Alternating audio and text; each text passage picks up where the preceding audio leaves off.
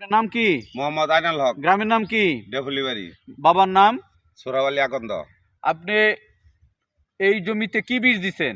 পাশুন কিন্তু জমির পরিমাণ কয় শতাংশ? 50%। 50% জন্য পাশুন কত গ্রাম আনছিলেন? 50 গ্রাম আর 100 গ্রাম। 100 গ্রাম, 150 গ্রাম। আজ কয়দিন ধরে দিছেন? এক সপ্তাহ। ক্ষেতের মধ্যে কোনো ধরনের আগাছা দেখা যায়? না, মানুষের কি ভালো বলে?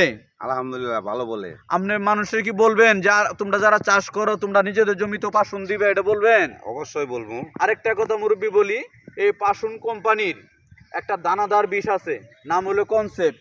এটা ক্ষেত লাগানোর 20 থেকে 25 দিন পরে প্রথম ইউরিয়া সারের সাথে দিলে কোনো ধরনের মাজরা পোকা থাকবে না।